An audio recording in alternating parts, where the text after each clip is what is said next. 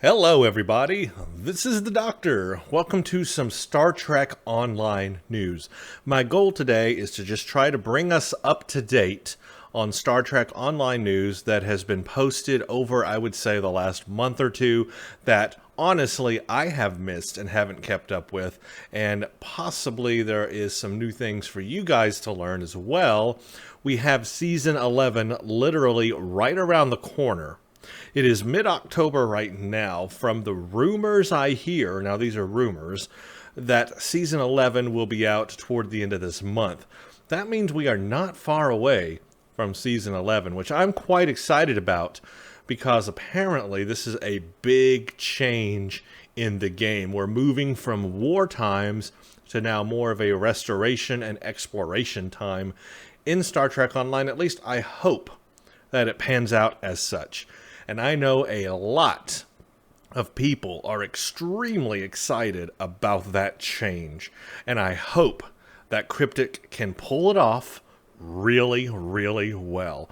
So today what I'm going to do is I'm just going to go over the news. I literally have 22 tabs open right now in Chrome of news to share with you guys. Now, I'm not going to read all the fine print or all the text in there. You can go to these pages and read them yourself. I will link to the main Star Trek Online news page below, so you can go read this stuff for yourself if you see something that you are interested in and want to learn more about it. What I'm going to do today, because there's so much to go through, is just briefly overview it. We're going to skim through it and pull out the important parts. Now, I have not read a lot of this news, so most of this is new information to me as well. So you are hearing my reactions to that for the first time. And I will give my input and feedback on these news items at the end of the video, so stay tuned for that. So what I want to do is let's start at the beginning. I'm kind of working my way backwards from news that I pulled a long time ago. As you can see, this news post was on August 14th. That's as far back as we're going. And we're going to kind of move forward to now what is, of this recording, October 14th. So a couple of months worth of news here. So first of all, I found this interesting. I wanted to show this because I saw this and I was like, well, finally they're doing something, maybe possibly about squishing some of these long-term bugs, I hope, in the game. This can only help improve the game, and this is something that is positive for the game and I want to see more of. So I thought, let's highlight this a little bit and maybe this will be a good thing for the game moving forward. Basically, they've positioned or propositioned this like a Starfleet Operational Command kind of message coming to us. Starfleet Operational Command is pleased to announce the unveiling of our new Operational Support Team, which I'm guessing is a real team within Cryptic.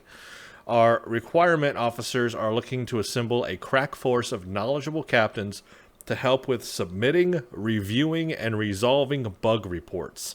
This volunteer force will work closely with our quality assurance testing and bug hunting initiatives. Working in tandem with Star Trek Online's QA team, the operational support team will ensure that bugs and potential issues are found and resolved as soon as possible. We're looking for dedicated captains who are set up for the challenge. The operational support team will be a private initiative, open only to a very select number of captains. We're looking for volunteer members or bug hunters who can help us track down bugs and issues leading to their eradication. This is the first time ever in the 5 years of Star Trek Online that such a thing has ever been done, where they're trying to bring in some outside help to hunt down bugs in Star Trek Online and fix them. I think this is a great initiative. My only question is, why didn't they do this sooner? Why wasn't this done years ago? Or why haven't they hired their own team internally that, focuses along with the QA team to squash bugs? Why is this only being done now? But, it is what it is. At least they're finally doing it. So I'm looking forward to that. I just wanted to post that because that is some pretty good news. And I hope something comes out of that positive for the game. Okay, next is that there are going to be some new things added in Season 11, new STFs, new queues to play, hopefully new missions, but I don't know, but I'm hoping there will be. Missions are not technically associated with season updates. Even though it can happen, a new mission or a featured episode series or featured episode mission are not necessarily related to season updates. They can come at any time. However, it's always fun and good when they do include a new mission with a new season. But anyway, we are going to have new things to play, new content, such as this counterpoint queue. Now, I do have a preview of this counterpoint queue because it was up on Tribble, and I played it for the first time a long time ago when this came out. I will post a link to that in the description, but you can check out my thoughts on this counterpoint queue, playing it for the first time. And this tells you a little bit about it. The Empire has won the grand battle, and the galaxy is ours. The future reached back as we in the present stretched forth our hands to receive the instruments of our dominance. We slew the demons, crowned in victory. We wield weapons ahead of their time and stand upon the corpse of the Iconian conclave. All others bow before the might of the Terran Empire. Now it is time for the Empire to extend its reach beyond the veil. I shall be the one to seize the glory. I shall be the one to seize the power. I will take my stronghold across and lay waste to those who oppose me. I have spilled the blood, and the text has been revealed to me. Doubt has been burned away. The way is clear, and I am worthy. Their universe is within my grasp, and I will take it.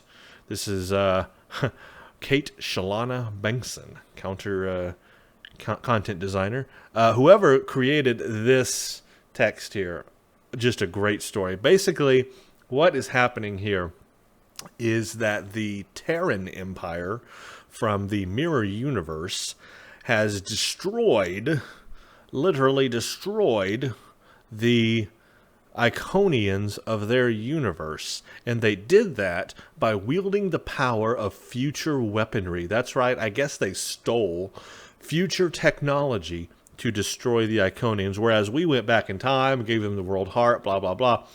They actually took future technology and just wiped out the Iconians.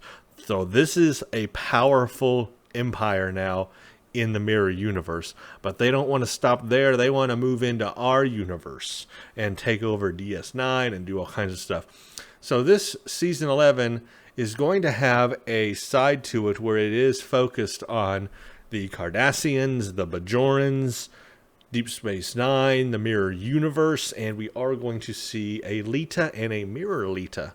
So this will be a very interesting Season 11 coming up. Counterpoint, one of the new STFs. I think people will enjoy Counterpoint.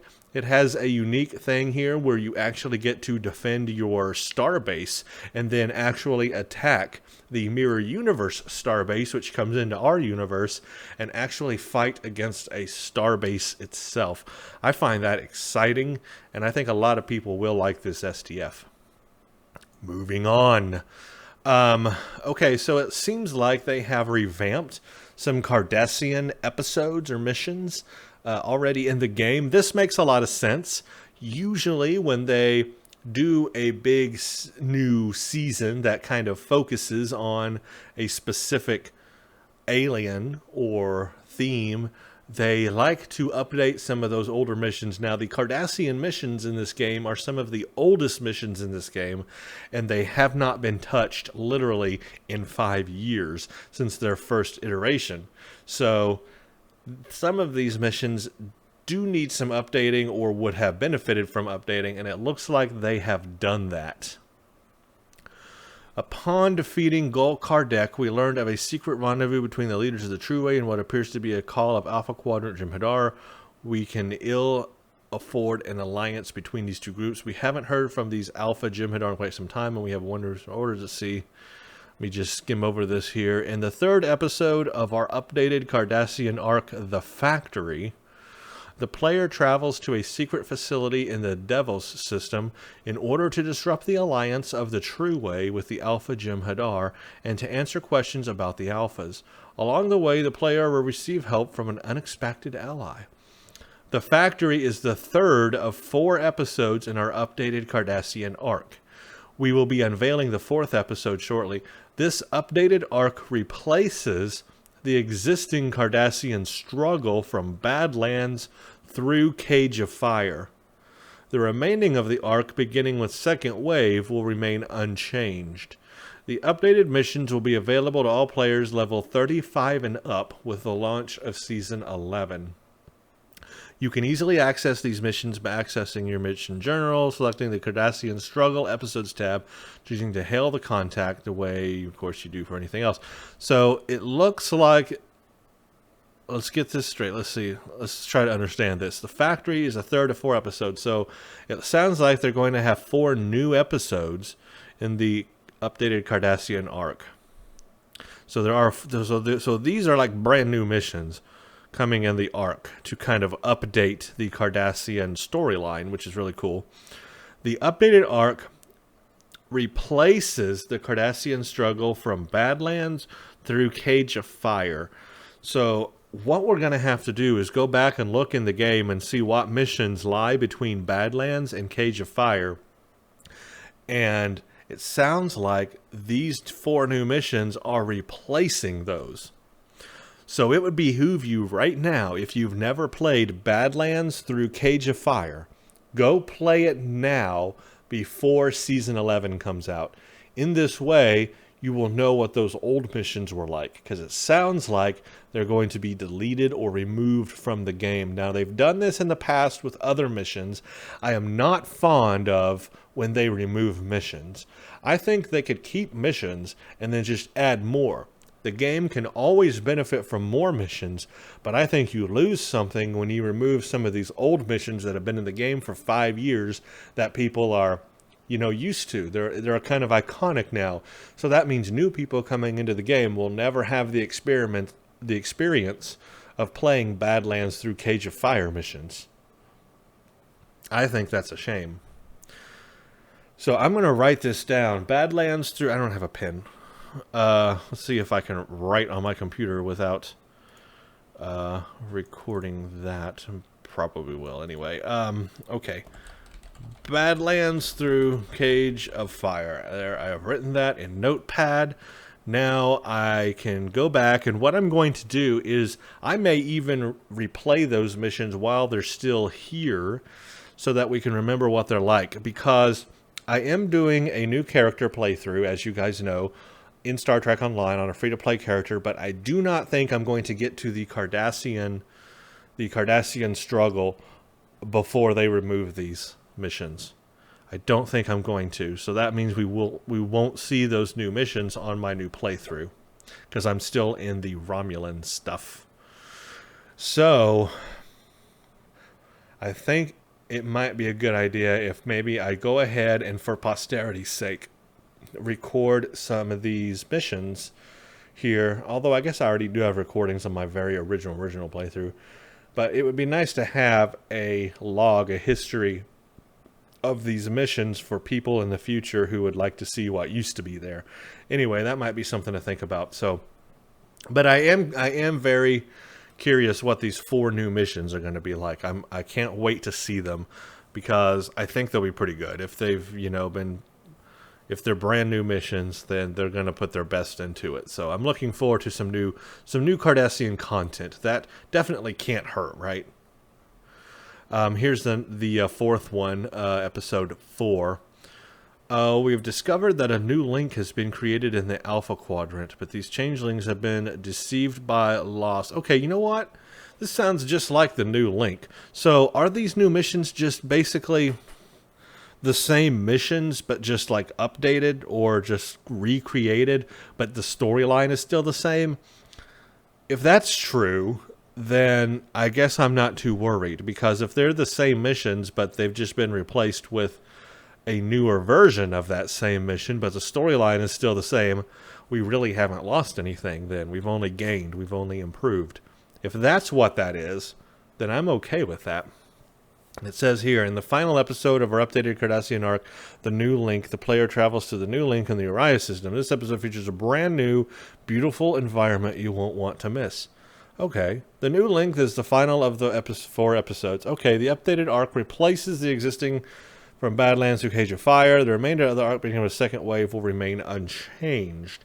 Okay, so maybe this is not too bad. Maybe they are just taking these missions and just like revamping them. Yeah, it does say revamp, but I just didn't like the way that last one worded it, because it said it's replacing. But I guess if it was a revamped episode, it would be replacing the episode, wouldn't it? Maybe I'm just reading into it too much, too hard here, and being too worried about it. Because if it's a revamped mission and it will replace it, I mean, that's not bad. If the storyline is still the same, we haven't lost anything. We haven't lost anything. We haven't lost any of the story. We've only gained new environments, new better looking missions and stuff. Okay, I'm looking forward to that. I want that.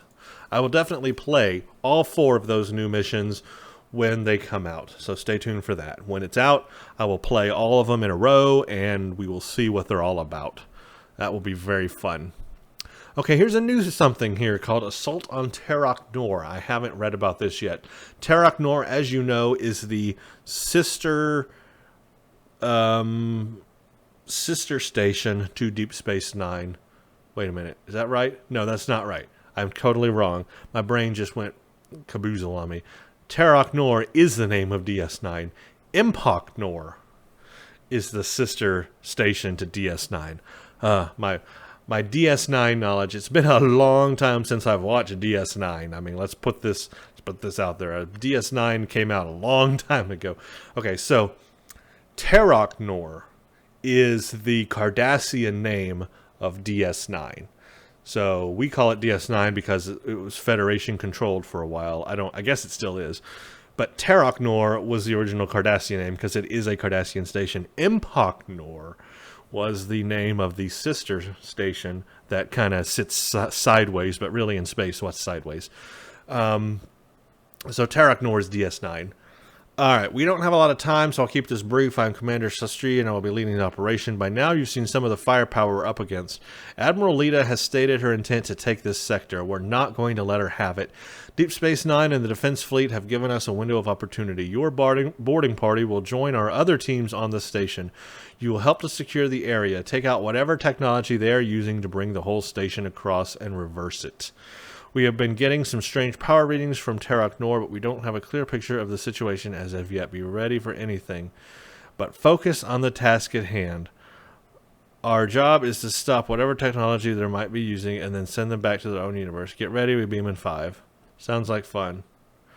Am I right or am I wrong? Now I'm going to have to look this up because I think I've confused myself. One of the DS9 is called something. It's either Terok Nor or Empok Nor. The sister station to DS9 is either Empok Nor or Terok Nor. I can't believe I just mixed them up. I used to have this completely clear in my head. I got to do a Google search. Hold on a second. Hold on. Stay with me. I got to do this. Verse DS9, or the Terok Nor from Mirror Universe here that we're going to be dealing with. Sounds confusing. It'll not be. I'm making it more confusing than it needs to be. Okay, Prometheus Remodel. The Prometheus is, of course, a Tier 5 ship, right? Tier 5, am I right? Yeah, it's Tier 5. You get it at like level 40, I want to say. Used to be 40, was 50, I don't know, whatever. It was an in-game ship, still is, I guess. But not a Tier 6, I do not believe. Anyway, coinciding with the launch of the Hestia Advanced Escort, we have overhauled the model for the original Prometheus class Advanced Escort. The updated model is much more accurate to the USS Prometheus's appearance as seen in Star Trek Voyager episodes Message in the Bottle and in-game. It features improved surface detail, as well as escape pods and a hull material unique to the Advanced Escort line of starships. These updates are automatic and free for any variant of the Advanced Escort class, but players might need to visit the ship customization window and choose the Prometheus template to see some of the new details. Take a look at the new and improved Prometheus class. So basically just a reskin here of the Prometheus. I guess it did need a visual update. It's an important ship because I guess during the Cardassian time that all that was going on, well, especially Voyager, but I guess the Dominion War, more like the Prometheus was like the top of the line ship for the time. So pretty cool that they're giving it a little bit of an update here. I like that. Is there a tier 6 version though of the Prometheus? Have they got that out there yet? I don't know. If they haven't, I know there will be one eventually probably, because it's probably in demand. Utopia Planitia Report 1. Now these are reports of like people in the game, characters, NPCs, but they're supposed to be, they have a personality and have a story. And this kind of leads into Season 11 is what I'm guessing. I'm not going to read the whole thing here, but I recommend going and reading these reports. There's like a Report 1 and a Report 2. And this will give you some background, I guess, on what's to come for Season 11. Like I said, I'm not going to read it now because it's pretty long. But it'll give you some background on like what's coming in Season 11, what's happening, how things are being rebuilt. Like I said, you know, this whole Season 11 is about rebuilding and exploring again. So worth seeing. Now this is what I really want to show you guys. This is what I'm excited about. The Terran Task Force reputation. Of course, Season 11 is going to have a new reputation. What's it going to deal with? It's going to deal with the Mirror Universe, the Terrans. So this is basically a reputation to fight the Mirror Universe. Remember, the Mirror Universe is now using future technology. So we need to up our ante to beat them because they drove their Iconians away. They had so much advanced technology, they were able to beat their Iconians flat out. That is scary. So what's going to beat them? It's this Terran Task Force reputation. These are pictures here of the suits. The suits that I guess we'll get as a set. That'll have a helmet, obviously, an armor, probably a shield. It'll be an armor, a shield, probably a weapon, maybe a kit module. Sometimes they do a 4-piece set, but it looks like it has a head option, a helmet option here. So I'm looking forward to this. I like this outfit. I love the looks of this. I can't wait to try the different colors on it and see how it will look. This is a good looking, unique outfit. I'm looking forward to that a lot. The Terran Task Force is a joint venture between the Klingons, Romulans, and Federation. These forces are working together to prevent the Terran Empire's invasion of our universe. Using technology originally developed by the Klingons' secretive House Peg to combat the Federation, the task force seeks to halt the Terran Empire's attempts to conquer territory and drive them back to the universe they came from. This new reputation will be available with Season 11 and will feature traits, kit modules, space equipment sets, and ground equipment sets. So everything we would expect from a reputation. I do find that traits is probably a new thing that have not been in reputations before. I don't think there have ever been traits in reputations. I'm going to have to check that out, but I believe that is a brand new thing they're bringing to reputations. So they are really throwing on new traits for us to have. My only problem with that is if they're going to throw new traits at us, allow us to equip more traits at a time. We're very limited to how many traits we can have active at a time, especially space ground, active space power, active ground power, starship traits. We're very limited to that. Now they have kind of given us a way to expand by 1 using the Crinum Research Facility, although it is very expensive. I want more than that. They're giving us so many traits here. I think they need to let us have a few more. Submitting Terran Marks will increase your standing with the task force, so these will be called Terran Marks. You can get them with Counterpoint, Assault on Terok Nor, and a new Badlands battle zone. So here's a brand new battle zone. This reminds me, I think, of the Undine battle zone. At least that's what I'm thinking of. I'm thinking of the Voth and the Undine battle zone. The Undine is a space battle zone. The Voth is a ground battle zone.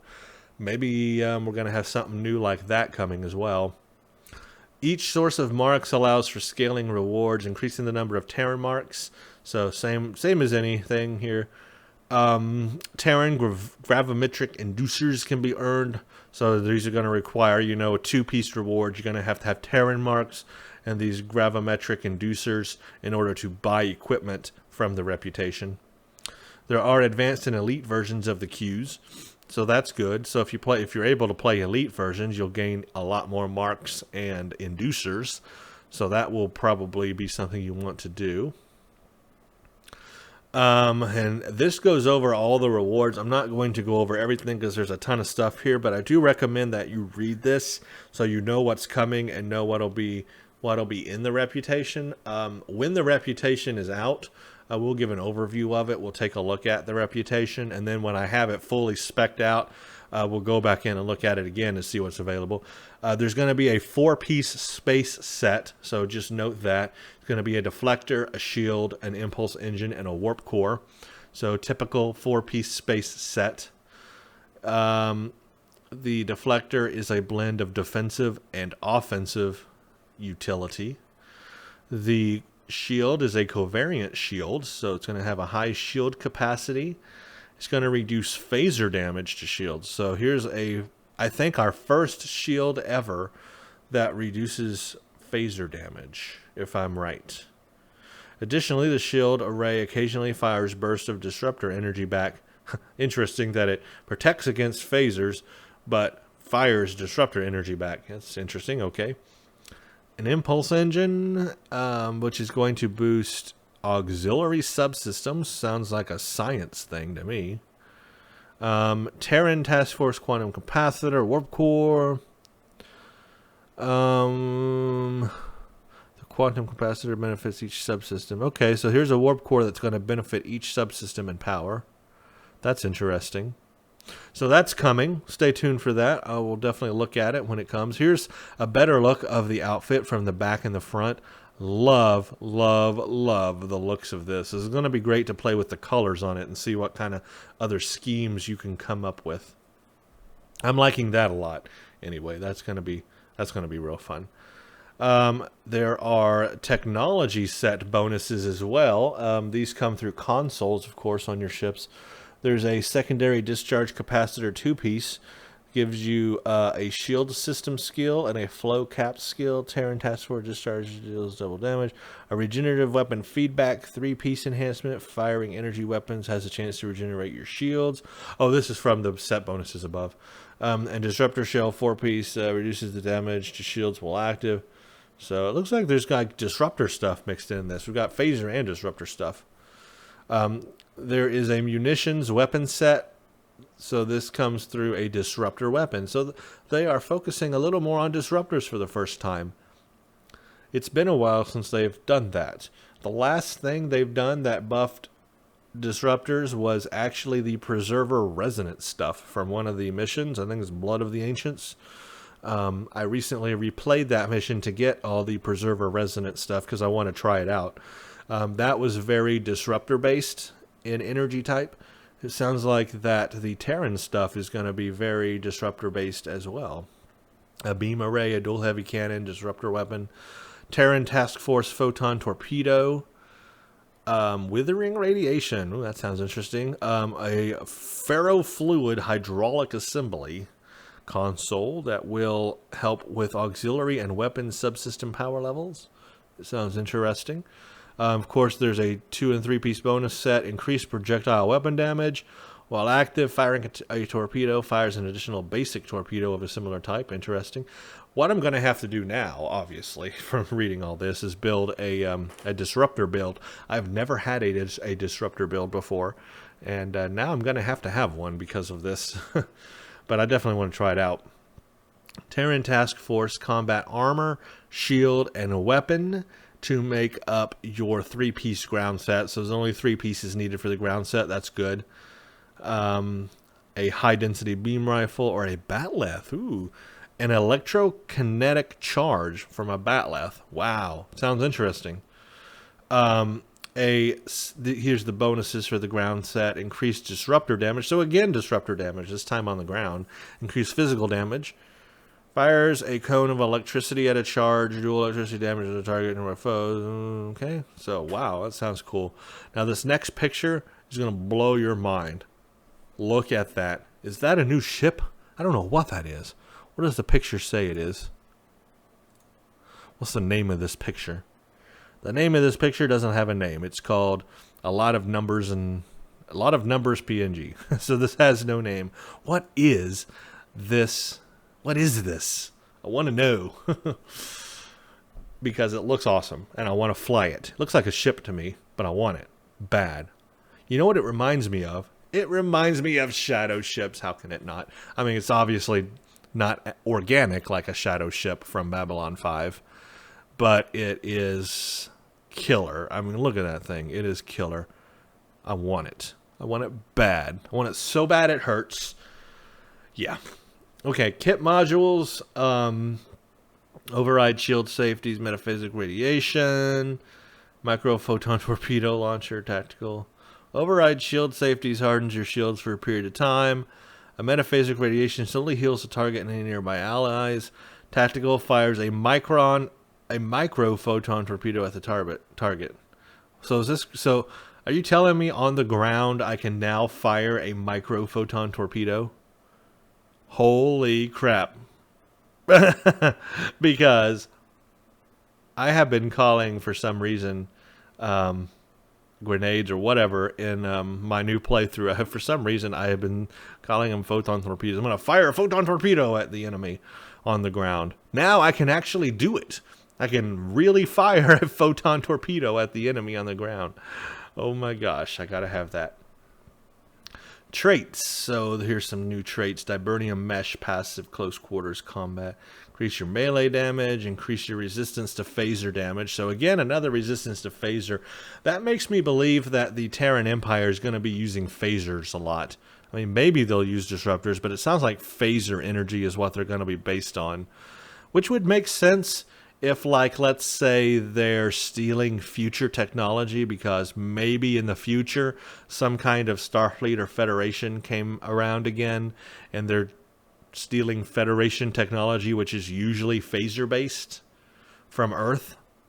So maybe that is the case, and that's why they're using phaser energy, because future technology is still based on phaser energy.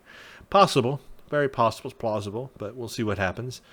Neural network overload, enhanced personal cloaking device. Ooh, automatically triggers a cloak when below 30% health. Huh, very cool. Sounds like a Jim Hadar.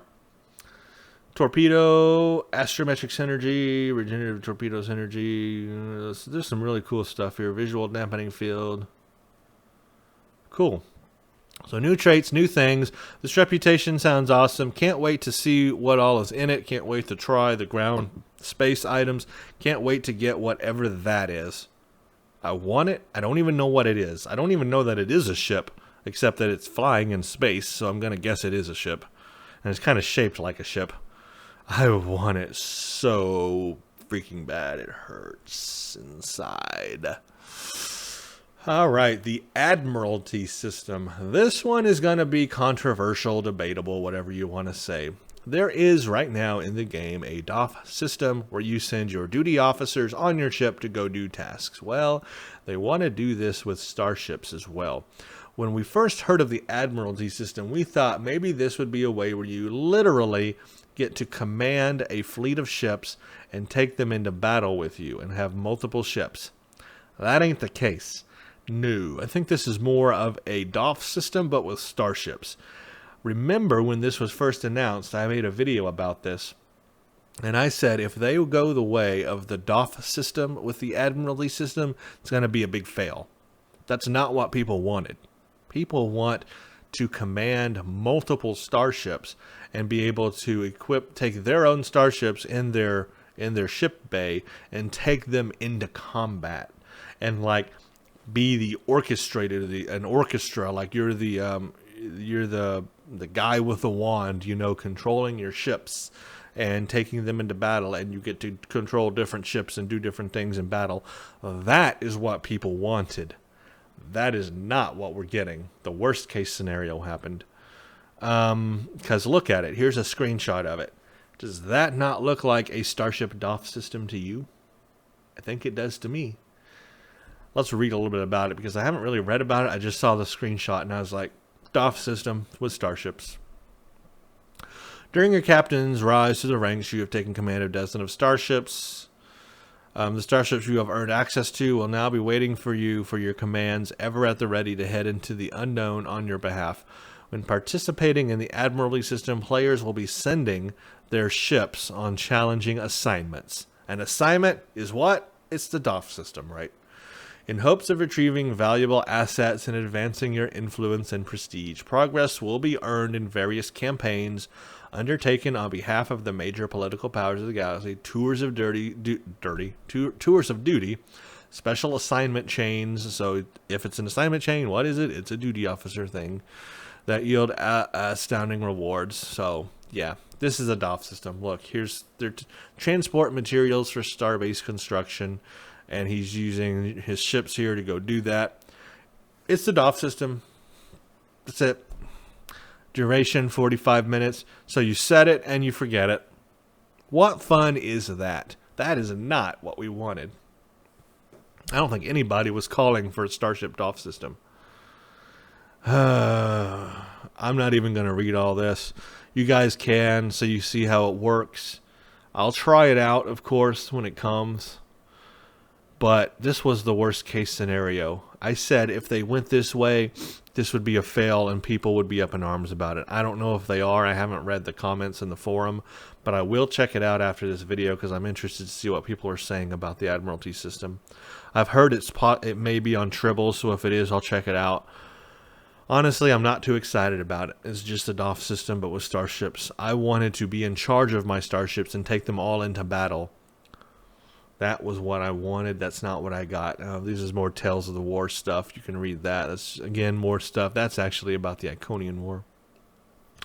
Now, I have heard about this. We are getting new Tier 6 Dreadnought stuff.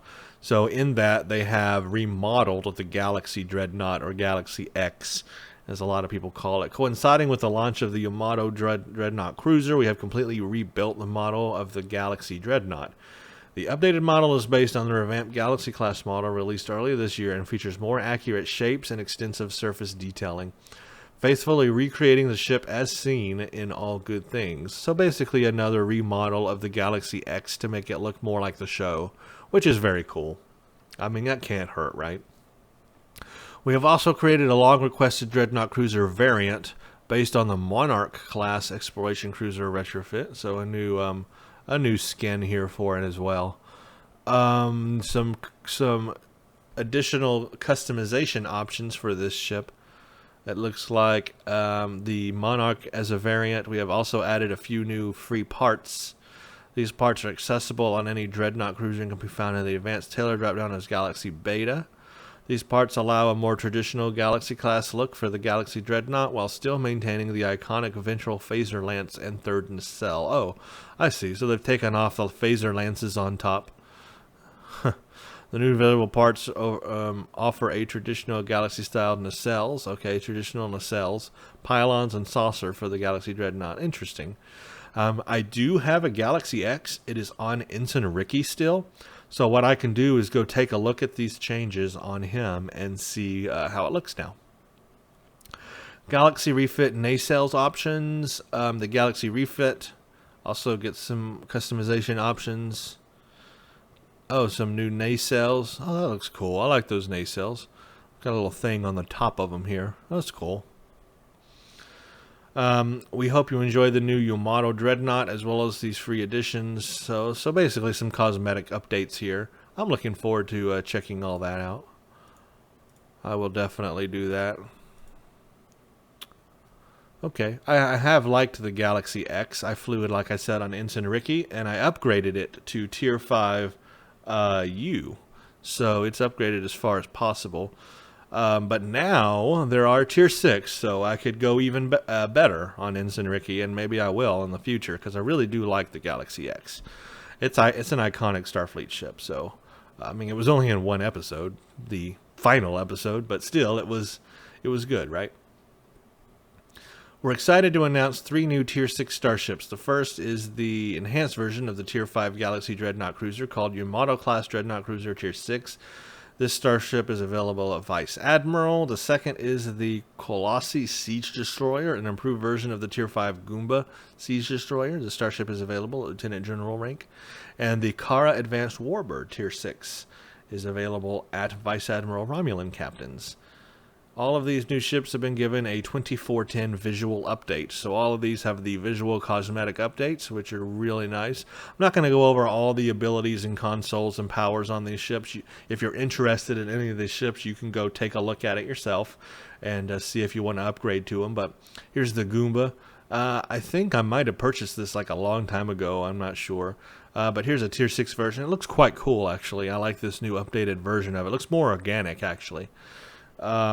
So there's all the stuff on it. I forget what type of ship it is. Like, is it I guess it's more of an escort type ship. Am I right? I could be wrong. I would have to read the stats and stuff on it, which are not here for some reason. Here is the Romulan ship, looking good. Here is the Federation ship. So these are in the C-Store. These are C-Store ships. I'll have to look closer at those. In fact, I think some of these tabs do. Chase Masterson interview. Feel free to watch this video. They are bringing her in for this. She's going to be a big part of Season 11. How is she able to do that? Because, well, in our universe, she's a hologram. I guess she's dead by this time. Because she's a hologram. No, she wouldn't be dead. I guess they just made a hologram out of her, you know, to sell her and stuff on DS9, but she's still alive in the universe, right? Well, anyway, she's alive in the mirror universe, and she's coming to our universe, I think. And there's going to be a lot about her. But I guess they've revamped her a little bit. But she's given an interview. This is the actual actress right here. It's a pretty long interview, almost 25 minutes. Give it a watch, though, if you want to, and this will give you some information about her in the game and how they've kind of cast her for Season 11. She's going to be a big part of Season 11, so you might want to watch that and learn about Chase Masterson. What else do we have? Yamato Dreadknot. So here's the Yamato Dreadknot. I haven't really read anything about this. It's 2,500 Zen. Normally it's on sale here. This was a sale thing, but it's normally 3,000 Zen. There's a bundle for 6,000 Zen, I guess, of all three ships. Yamato class Dreadnought cruiser. It's a Tier 6 ship. It's an Andromeda class exploration cruiser, so it's Andromeda class. It almost looks like Galaxy class, but it's Andromeda class. Lieutenant Commander Engineering, so very engineering centric ship, I'm guessing. It's a Dreadnought. They call it a Dreadnought, so does that mean it has a hangar bay? If it's a Dreadnought, yeah, it has one hangar bay. I'm just looking at the stats here real quick. 444 aft. I mean, it's something I would try. Something I would want to get and definitely try out. I want to compare these stats, though, to the Galaxy X. That is something that I don't have in front of me, but what I would do is if I got this ship, I would get these stats from it and compare it to the Galaxy X for you to let you know how it compares, because right now I don't know. Galaxy X is still Tier 5U, right? Is there a Galaxy X Tier 6? Or is this supposed to be like the Galaxy X Tier 6? Because it has a phaser lance. Fleet Dreadnought cruiser. Okay, there's a Fleet Dreadnought Tier 6. So is that the Galaxy class Tier 6 then? The Fleet Dreadnought cruiser Tier 6? Maybe that's the Galaxy Tier 6. It also has phaser lance. Well, there's the stats on it. I'll have to go back and compare these. I want to put them in Excel and compare the stats back and forth. See which one I would like better. It has access to the Galaxy and Monarch costumes. Okay. So I guess it could be your Galaxy X Tier 6 ship. I guess that's what they mean for it to be. I'll have to read this a little more in depth when I get to it. Am I going to get this ship and review it? Oh, heck yeah. You know it. So I'm going to read a little bit more into that on my own and kind of study it. We've got the Colossi Caesar story. Here we go. Let's see what kind of ship. Oh, Lieutenant Commander Engineering. This is more of an engineering ship too. Because Lieutenant Commander Engineering. Okay. Well, there's the stats on it anyway. If you're interested in it. It's never been a favorite ship of mine, but it's a thing. It's a thing you can do on the Klingon side. And here's the Warbird. Let's see what it's all about. Also, Lieutenant Commander Universal and Command. So this is like a command ship. Again, kind of probably engineering centric. It's built on the foundations of the Hapox and the Hakona. It can use the Hapox costume, in fact. There's the stats on it. 2,000 crew. You know what that means. This is probably a huge ship. Probably slow. And then a Fleet Hapox Advanced Warbird Tier 6. Interesting as well. Again, I'm going to read these on my own a little bit more in depth. You can as well. Looks like Phaser Lance is a big part of all of them. But I'm going to read them, and yeah, I would like to get them and try them out. Don't have them yet, but eventually one day I will. This is a little neat thing that I was reading here, Galactic Restoration. For a brief moment, the galaxy has been granted a reprieve from fighting. The Iconians are returning to their corner of the universe, and our night skies are no longer punctured with phaser or disruptor fire. At the same time, we find ourselves surrounded by unlikely friends who appeared at our darkest moment. But the peace we now enjoy came at a tremendous price. Whole worlds stand in ruins, millions of refugees are searching for new homes, and many friends are no longer able to join our toast to the future. As our thoughts shift from the pragmatism of war to the optimism of rebuilding, we must take heart to remember the lessons we've learned, that allies are more important than any building or structure that can be torn down. To this end, let us come together to do the hard work for clearing the rubble surrounding us. Let us share the hardships of restoring what was lost, and let us have our work stand as monuments to the sacrifices made. Star Trek Online is calling for all captains to take part in a post-war recovery event from October 8th to the 29th. All captains who log in during the time frame will be able to contribute to global efforts to rebuild the quadrant in the aftermath of the war.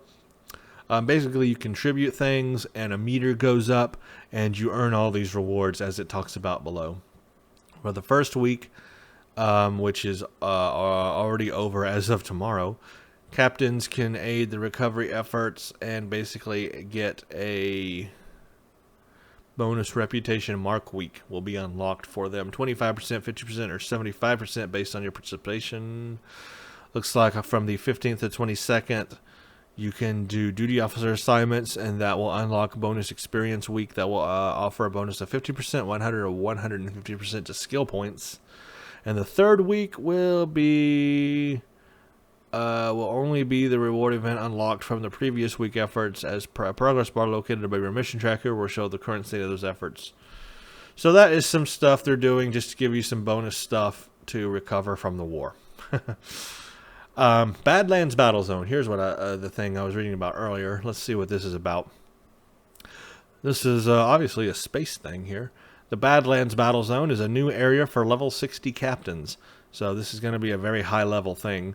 The Terran Empire, flush from victory over the Iconians in the Mirror Universe, is using technology from the future to open portals into the Badlands and stage an invasion of our universe. Captains in the Badlands will need to drive off the Terran Empire and their Mirror Universe cohorts while avoiding fire cyclones and plasma storms, because the Badlands is a bad place.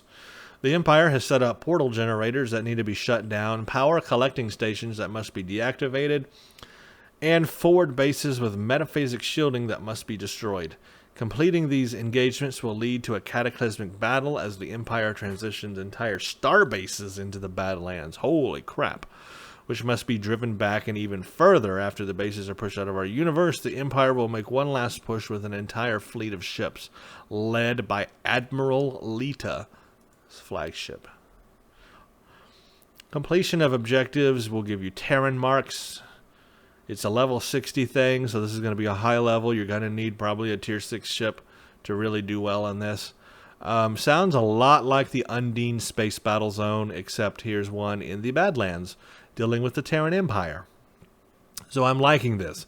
This is going to be fun. This is going to be a good way to earn skill points. a lot of stuff, maybe dilithium, and of course your Terran Marks and stuff that you're going to want to grind out. Everyone's going to be wanting grinding out. The Undine Battle Zone has been pretty popular, I got to say. When it first came out, a lot of people played it to get those Undine Marks and skill points and dilithium and all that. So I think this will be a good way to earn that for Terran Marks too. They didn't do this for Iconian Marks. I kind of wish they did, but I hope there's enough people to play it, that's all. Because sometimes you get into those battle zones like the Voth ground battle zones and Undine, and there's not enough people in them. So I just hope that enough people fill this out. Looking forward to it.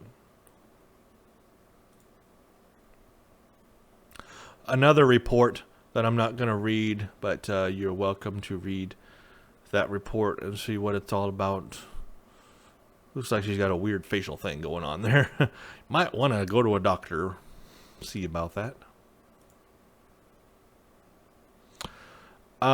Delta rising level curve. Now, this is something very, very interesting, and I'm kind of glad to see this. It's been a long time coming because a lot of people have complained about how long it takes to level up from 50 to 60 using just the Delta Rising missions. Those Delta Rising missions aren't enough to get you to level 60.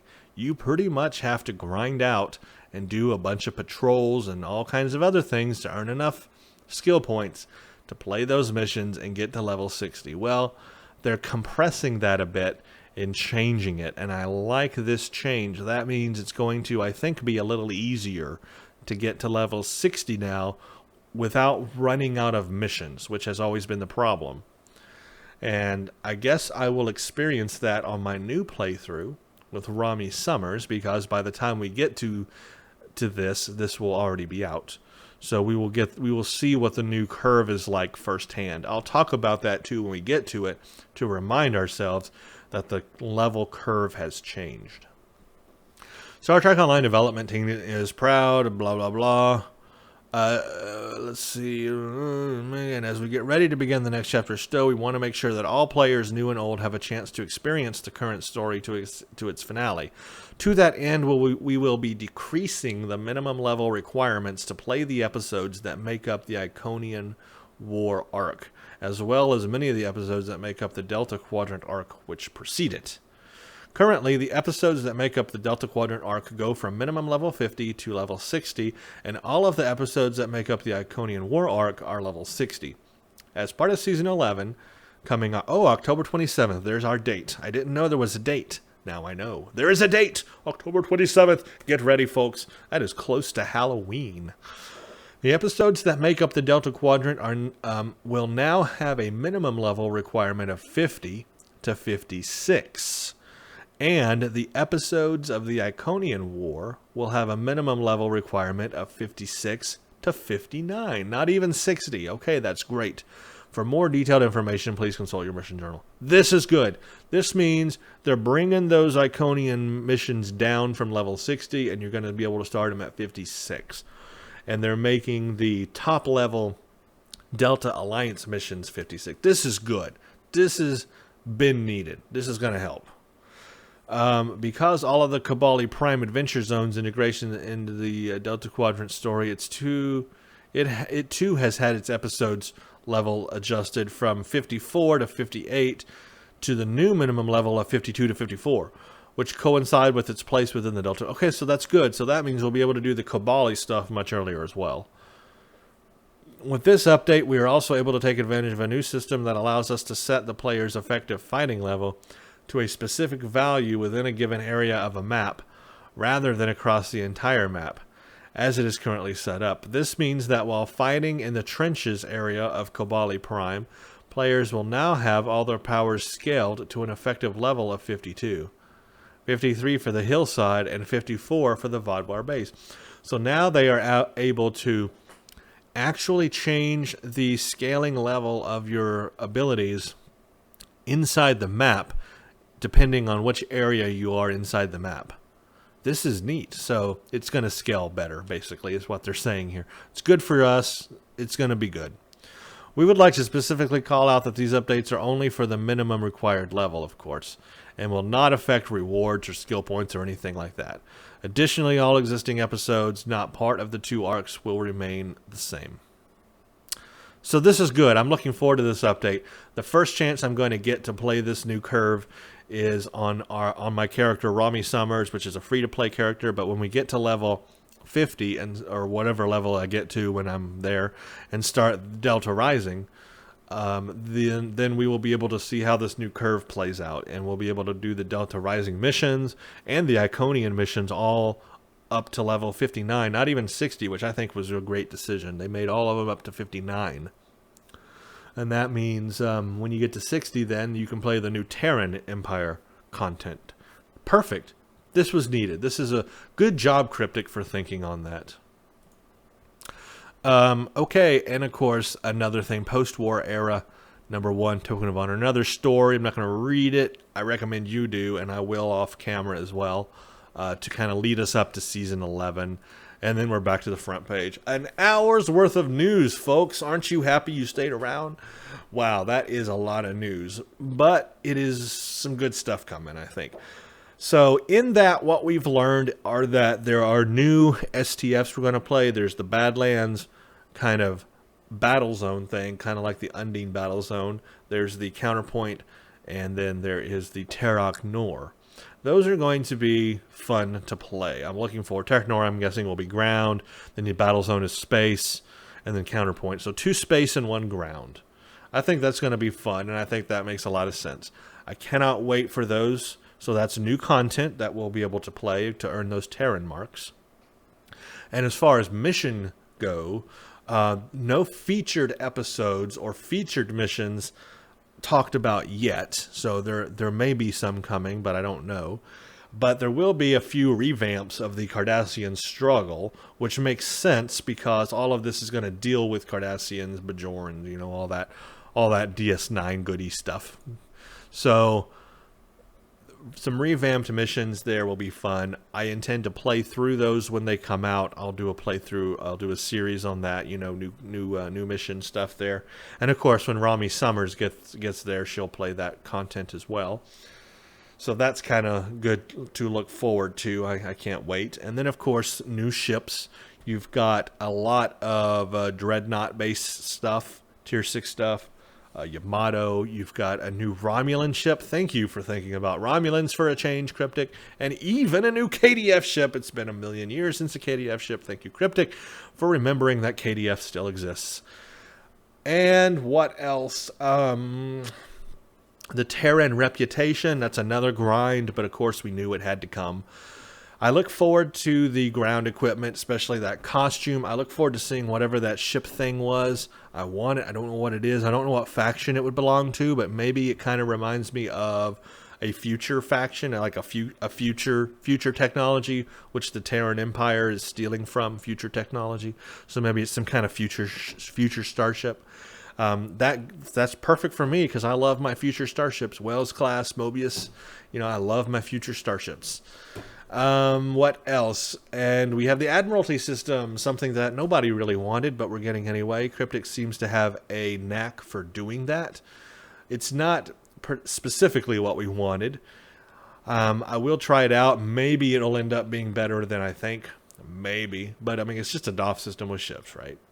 So you kind of set it and forget it, and that's not too fun. I would have liked to be an orchestrator of my ships and take them all into battle. That's what people wanted, but I don't think that's what we're getting. Because a lot of us, like me, have ships built up in our ship thing there, and I've had to buy new ship slots, in fact, to hold on my ships. And I would like to do something with them, but I don't really want to send them off on DOF assignments. We'll see, though. Maybe it'll be interesting. I would like some kind of graphic, associated with that. Because right now, with the current DOF system, once you set your DOFs to do their thing, 20 DOFs, whatever, do their thing, you don't see it happening. You don't see their progress unless you bring up the window. All you'd know is that the little people flash when they're done, and you click it and you turn them in.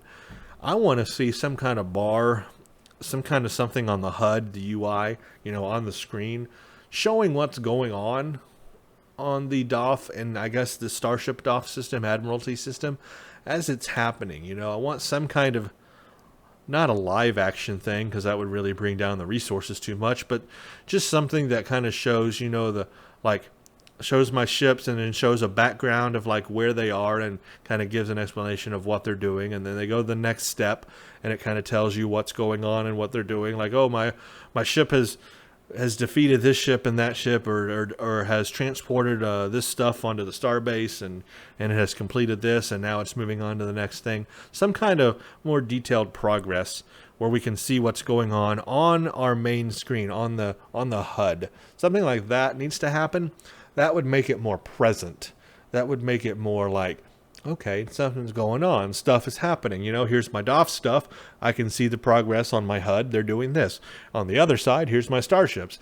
I can see the progress. They're doing stuff. Here's the stuff I'm earning live. Not live, but like updates every 10 minutes or whatever. Here's stuff I've earned. Here's stuff I've earned again. Here's more stuff I've earned. Okay, cool. And I can see that progress on the HUD as I'm playing the regular game. That would make it more present and more like you're building up your skill and building and playing, past end game. That would give me something. That's what I want. So please, Cryptic, if you're listening, or if other people are listening, bring Cryptic to this video, link them to this moment while I'm talking about this, so that they will see that this is something I think players would benefit from, they would like, they would want, and would help make these more present in the game. I think that would be a good idea. Okay, everybody, that's it. Season 11, now we know it's coming October 27th. Looking forward to it. As soon as it's out, I'm going to be on that stuff. I'm going to be in it. I'm going to be playing it. I'm going to bring it to your reel. It's coming. I'm ready. I'm excited. Bring it. Let's do it. Let's just do it. You said your yesterdays were tomorrow, your tomorrows are today, or whatever, but just do it. Thank you for watching. Stay tuned for the next one.